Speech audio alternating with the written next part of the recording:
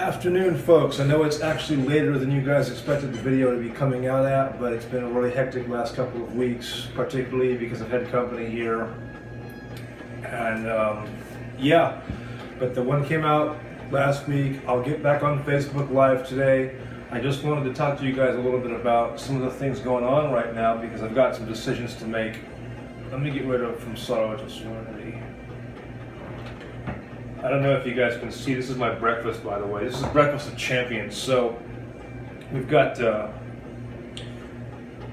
Moldavian, or Moldavan, since Moldavia isn't a country anymore, hasn't been in 50 years, salami, Eau de Cab Farmers Market, chocolate chip.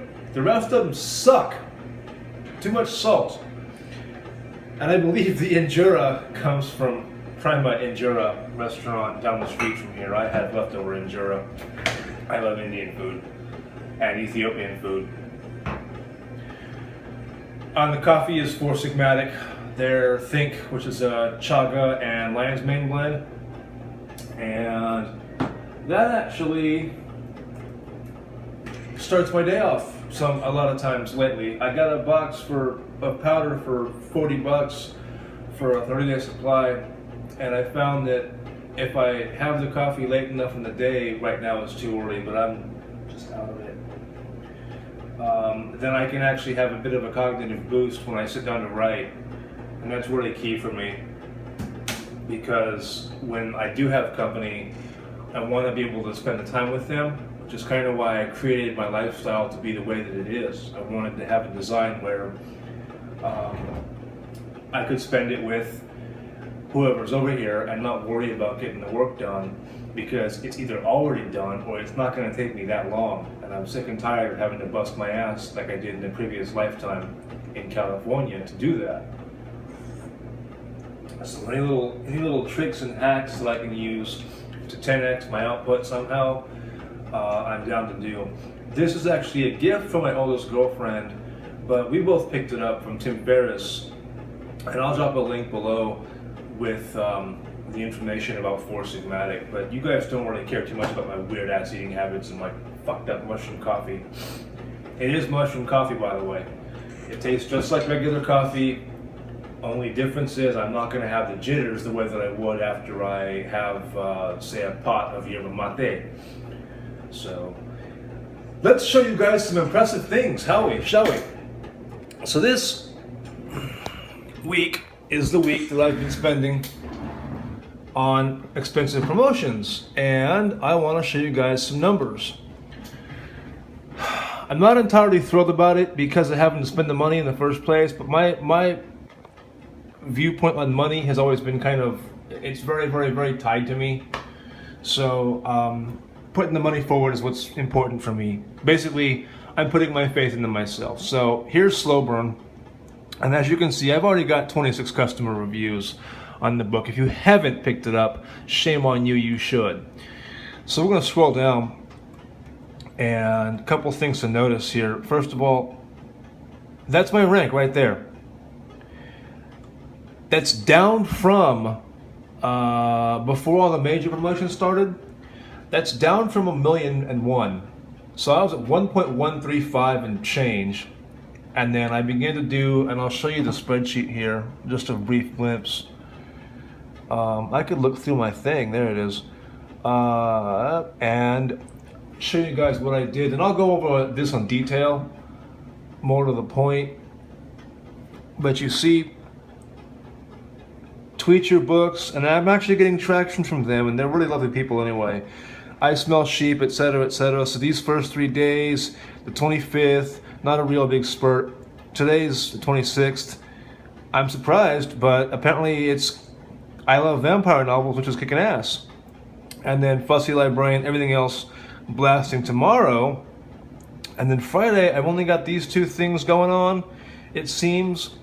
But then there's a newsletter that goes out, and over here we scroll, and here is all of my blogging information. So those blogs right there are part of my marketing plan. What I also find really cool, because the Twitter campaign has actually, whoops, I just screwed that up. has actually been pushing both books really. And the second book I don't have any reviews for because it's been one of those things where I needed to really push it hard and I just haven't. I got other things to do instead of pushing the second book in a series. Lazy on me, right? I know. So you can see no reviews. Feel free to leave one, of course. There's Demon's Soul. That's recommended. I recommend it. And God knows prior to this thing where those numbers were at. I mean, they were awful. They were the worst numbers I've had in a very long time. But doing the promotions, getting some traction on both of these books. And you guys have heard me talk about Slow Burn long enough. Satan Sinner's Eyes is actually the follow-up to it. And in Satan Sinner's Eyes, I bring out Max, who I based on the owner of ACC Cigars. You know, the guy I really like. I love his cigars. He's a great guy too, but I love his cigars, despite the fact that they're tremendous ultra premium luxury in terms of I can't afford them if I had to pay for them. But I've had a few from him over the course of several years, and I can tell you they're very, very good.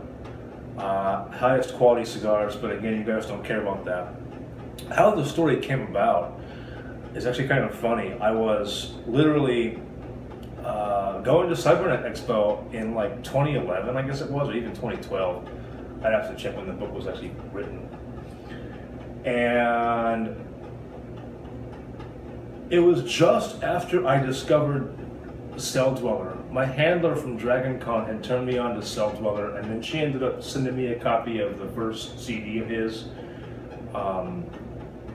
Not Mission Upon a Black Star. I'd have to go find it. Point is, I have a copy of the CD lying around somewhere. And it had Switchback was the title track on there. But I fell in love with First Last Born.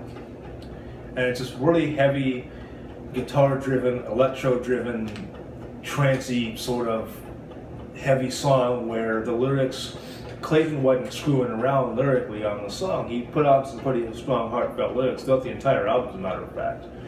And I was on like day 2 or 3 of a 4-day thing at Cybernet, and I was going to San Francisco from Oakland. And all that was, literally, you walk about 4 blocks, maybe 5, up Madison to 8th Street, catch the BART, and there you go. 20 minutes later, you're downtown. And then 20 minutes later from the uni, you're down to the hotel. Well, on the walk there, I throw my headphones in, and I'm jamming out. And I'm just like, I love this. I really kind of want a second book in the sequel, but I have no idea what I'm going to do. And then, lo and behold, my buddy Max, in my head, I just hear him, you put me into a story to begin with, because he's in Slow Burn, and he helps out a little bit. Kind of in a Michael Weston capacity, as a matter of fact. But then he demanded his own book. So I shot the owner of ACC Cigars an email and said, what kind of girl do you want to marry? And at the time, I don't think he was married yet. But Max doesn't, he's got his preferences. He said, told me what they were. I said, okay, I'll make this happen. And Satan Sinner's Eyes basically is a story of Max, who is trying to get deeper into the espionage agency he's working with and bring the shifter community into the fold and keep them safe while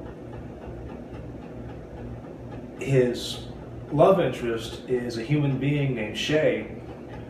And I swear to God, I didn't do this on purpose, but you got Shea McAllister and Fiona Glenann.